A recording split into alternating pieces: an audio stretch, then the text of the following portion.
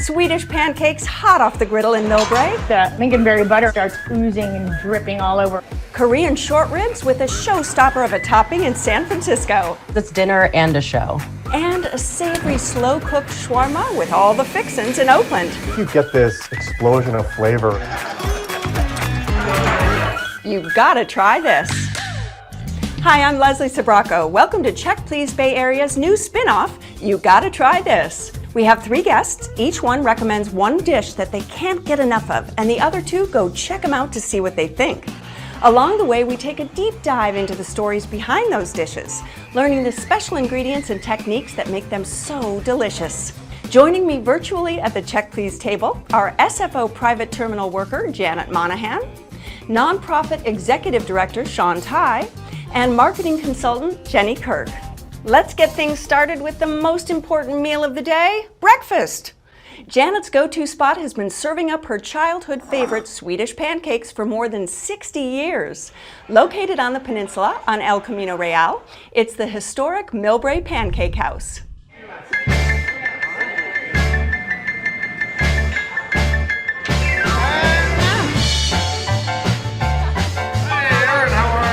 The Millbrae Pancake House has always been a part of our family. In 1959, my uncle and my 2 aunts bought into the world-famous Uncle John's Pancake House. And it was a franchise that was mostly on the West Coast. And we have an old Uncle John's Pancake House menu. We've got Swedish pancakes for 90 cents, cup coffee for 10 cents. They renamed the restaurant Millbrae Pancake House in 1962. I've learned how to do the cash register, and I have 3 sisters, and all of us have experienced that, you're working this weekend, somebody called in sick. So we've all kind of been involved in various ways. My father was the kitchen manager here. He started in 1968, and I came to work here in 1987.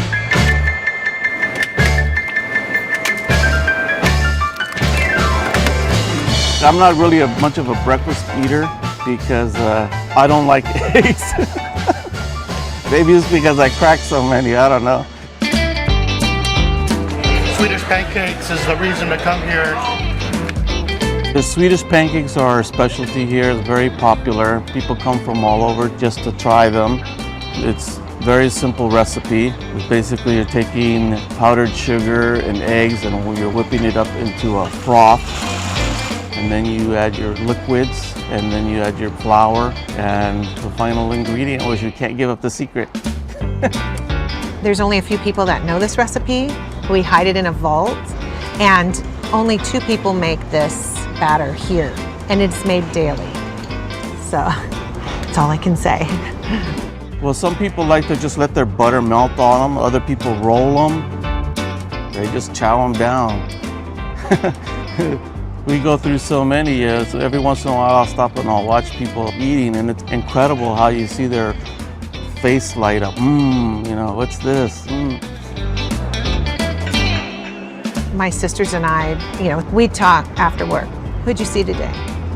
Oh, I saw, this customer and this customer, and this is what's going on, and you are a part of their lives, they're a part of your life, and they become family over the years.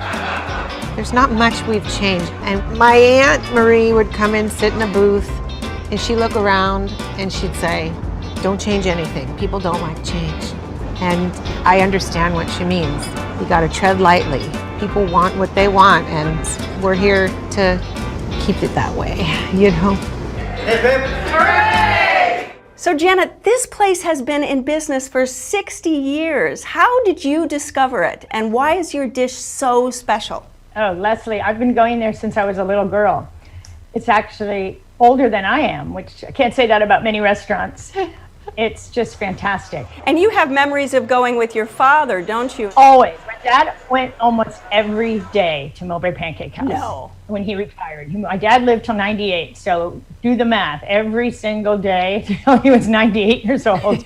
One of his 9 children or his 18 grandchildren or his great-grandchildren could always find him there every morning. So it was really a family affair to go hang out with Grandpa at Millbrae Pancake House. And did he always order the Swedish pancakes? Because that is your must-try dish. Yes, they were his favorite thing. I used to have the buttermilk pancakes when I was a child. And then when I started going almost every day with my dad, I said, gosh, what is it about the Swedish pancakes, Dad? Come on, I got to try them. So then I started to order them religiously. Yeah? So usually when the steaming pancakes come to the table, I put the lingonberry butter on, and when it starts oozing and dripping all over, I roll it up and eat it like a little sausage. And then I cut the other one with my knife and fork and, show my manners. Well, Shaun, when you went, did you eat it with a knife and fork or did you roll it up? Well, when I could finally get entry, because it was packed the first time I went, and the second time I went, it was only a 10-minute wait. I get in.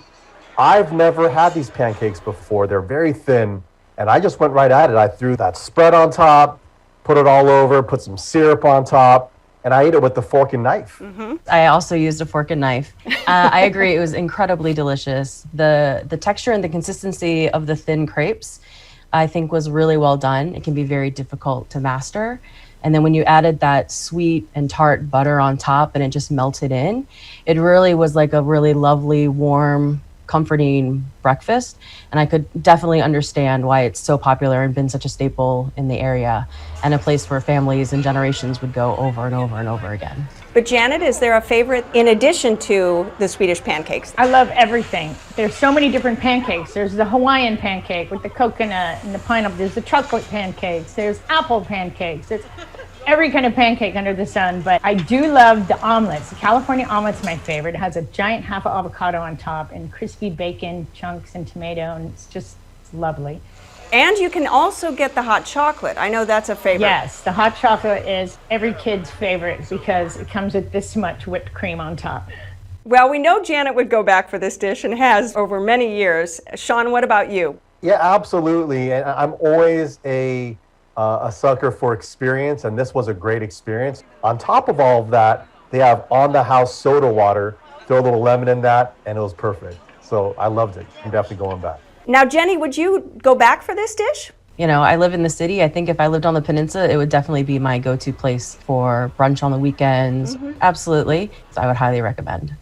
All right, well, if you would like to try the Swedish pancakes at Millbrae Pancake House, it's located on El Camino Real in Millbrae. And Janet's pro tip, if you're extra hungry, get a California omelet with the Swedish pancakes on the side.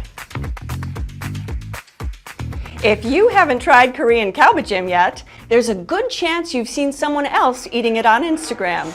The slow-cooked beef short ribs topped with melted cheese have become a social media sensation in the Bay Area and beyond.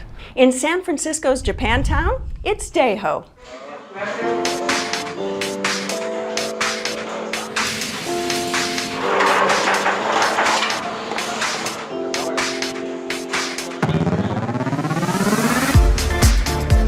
When people try our food for the first time, the expression or the face they make, whenever I see it, I'm so happy. The name of the dish is galbijim. Galbi means short rib, and then jim means being braised. We use only high quality meat. We have staff that comes early in the morning to get it prepared. Our special sauce is very traditional. The basic ingredients, soy sauce, garlic, and sugar, minced onions in there. And then I can't really tell you what kind of fruit that we use to sweeten the dish. Yes, because we can give all the secrets away. When I was growing up, I only get to have it when it's like my birthday or a special occasion only. My mom would take hours to prepare this dish. So in order for us to serve customer faster, we braise it first, and then when we get an order, we start cooking it in a pot, and then before we serve it to the customer, we will put it on a preheated stone pot. That way, when we serve it to the customer, it will be still sizzling and then keep the food warm. One of the reasons why we attract a lot of customers is because of the way we present the dish. Because when you order cheese on top, we'll bring it to your table and then we'll flow torch it right at the table for you. And then a lot of people obviously start filming on their phones, and then thankfully they'll put it on their Instagram. And then, yes, it was like boom, you know? I mean, you took off. I love presenting Korean culture to other people. There's a big booming going on right now with the Korean K-pop and then like BTS. I mean, it's not just having a moment in America only, it's throughout the world. I mean, just talking about it is giving me a goosebump because the size of South Korea is a fraction of California. People are hyped about our cultures, like music, food. It brings a joy to us whenever we see people enjoying our food. So Jenny, this dish is so spectacular, isn't it? To look at and to eat. Why do you like it so much? Because it's dinner and a show. The kalbi jim is a sweet and savory, or as I call it, sweevery dish. They bring it out tableside, piping hot, and then they sprinkle a mound of shredded mozzarella cheese on top and then melt it in front of you before you're about to dive in. So the anticipation just builds and the excitement in your mouth waters, and then you just know in a few seconds it's going to be an amazing experience. And they bring a blowtorch and just right there in front of you, and I was not expecting that. It was like, what? I couldn't believe it. It was so great. I absolutely loved it. And it was so delicious. Just the whole presentation, we just couldn't get over it. We were all just like, our eyeballs were so big. And those short ribs fall off the bone. And the purple rice, I put the sauce all over my purple rice and just went to town. And it's really a meal to eat with others. This is not something that you'd order for yourself, right? Absolutely. I think this dish is really great to come with friends and family, share a really big bowl of this really delicious kalbi jim. It's extra perfect on cold nights when Carl the Fog rolls in. All right, Shaun. Shaun's been waiting to talk about this dish, right, Shaun? Well, Leslie, you know what? There's a few things I love. I love Korean food. I love pizza. I love Japantown. Have to tell you, I was not a fan of the dish. Oh, no. Yeah. Why is that? Super sweet, like to the point where I don't think I could get through a quarter of it. And I was with my partner. And, you know, I wanted to love it. I looked around and I saw people enjoying it. I don't think it was for me. And I think the biggest thing that I enjoyed was the banchan, the three dishes they bring out in the front, in the beginning. Okay. One's a kimchi, one's a radish, and the other one is like a green onion that is very fresh. And also the assortment of rice, they were fantastic. I recommend ordering it with a side of white rice. That certainly helps cut down that sweevery, like adding those delicious carbs will help cut down with that like overwhelming flavor. And then I also really love rice cakes as well. So you can customize this dish and add a couple different add-ons, but my favorite is the rice cakes, the dol. All right, now beverages. Who had some good beverages to go with the dishes? I did. I like to enjoy makgeolli with my kalbi jim. It's a traditional Korean rice wine. I actually have a little right here next to me. It's very delicious. It's effervescent. It's a little milky and yogurty. It does come in a variety of flavors, but this is the original flavor. It also will help cut that sweetness with the dish as well to give you an overall really well-rounded meal experience. Now, what about wait time? Because this is a very popular place, particularly for this dish.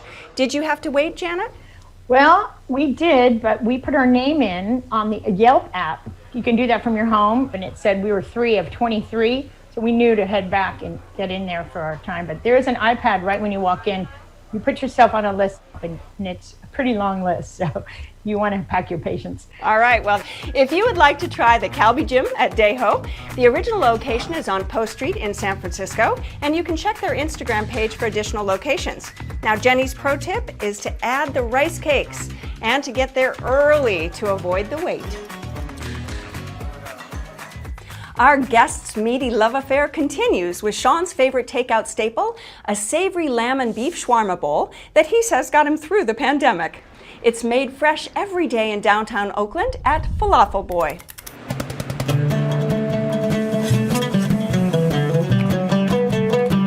So Falafel Boy came to me when I was visiting family in Jerusalem, and everywhere you go on the street, all you see them is just making falafels fresh right in front of you in the middle of the street with a fryer. And it was amazing flavors, and I was wondering, how about we open one here, but not in the street, in a restaurant.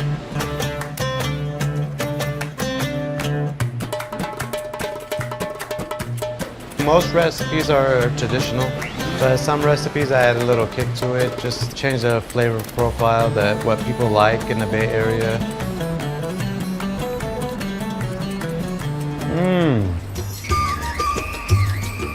In Jerusalem, they have shawarmas in every corner. Basically meat that's spiced a little differently with Mediterranean spices. Everybody spices it differently. My dad used to have a deli and he used to love shawarma, and my mom gave him the recipe and she got it from her mom. So basically it's grandma's recipe. We got paprika, fresh garlic that we blended up, salt, and our secret spice, a little canola oil. We got pineapple juice, makes it tender, but it kicks off the vinegar flavor, gives it a little more sweet taste. And we got vinegar here to make it tender. We take about 24, 48 hours to marinate, and we use 20% lamb and 80% beef.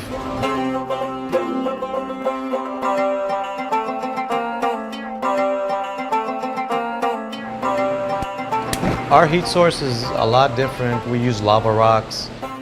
We have flames coming out. It's not just an electric burner. It gives it more of a barbecue method cooking. And that's how I think we get the best flavors. It's never overcooked, it's never undercooked. It just comes out very soft, tender, juicy. So on a lamb and beef shawarma bowl, everything's fresh. We use arugula base. We put a little tomatoes, cucumbers, and on the side we put just a little scoop of hummus. And then we put the meat, and then we use tahini sauce. In Jerusalem, they don't use that much hot sauce, but they do have hot sauce. Here in Oakland, people love hot sauce. And the one we have, it's not too spicy, not too mild. We don't even ask if they want hot sauce. We just add it to every single order because people love it. And if they don't have it, they'll be really upset. Okay, Shaun, this dish alone got you through the pandemic. Yeah, Leslie, there's three things that I also love. One is Oakland, the other is biking around Lake Merritt, and the third is like really fresh, really healthy, but tasty food. Yeah. You get this explosion of flavor with the charred edges, how they use those broilers to just perfectly cook the meat. And I think it's that crunch. It's the perfect amount of flavoring. And when you bite into it, combined with that veggie, it's an explosion. And there's a hot sauce that you can pour on top, mix in. If you don't need too much, you put a little bit. And I would say that that's my go-to for sure. Right. I really enjoyed it. I went on a Saturday, so I imagine on a weekday you get the hustle and bustle of downtown, but there was plenty of parking and it was so quick. I ordered and within 2 minutes I'm sitting outside with my shawarma bowl. And I really enjoyed the flavors. It had rice on the bottom. The arugula was fantastic, gave it a crunchy, fresh taste to it. I thought it was really, really good. And affordable, right? This is a dish that's affordable. Absolutely. It's under $15 and you get everything in one on the go.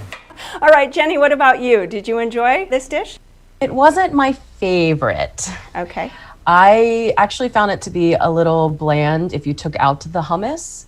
And I thought the hummus absolutely was definitely a standout. I could probably eat that just itself on its own. I thought the bulk of the flavor came from the sweet chili sauce, which was good and had a kick and built, but the more you added, it also became very salty. So I think it depends on your own personal preference. The heat was great for me. For others, it might be too much.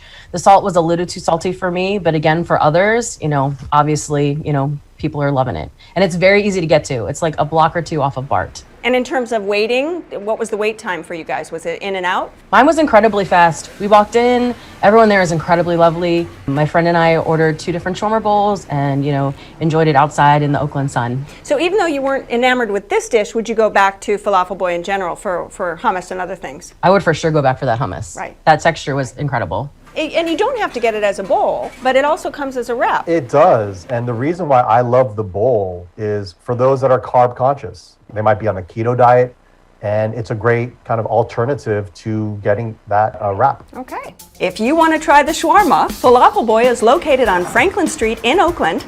Check their website for additional locations. And Shaun's pro tip, douse the shawarma with the hot chili sauce for an extra kick. Thanks so much, Cecilia, and to my stellar guests on this week's show. We'll see you next time on Check Please, You Gotta Try This. I'm Leslie Sbrocco. Cheers. Cheers, everyone. Which of these dishes would you try? Follow us on Instagram or like us on Facebook and let us know what you think.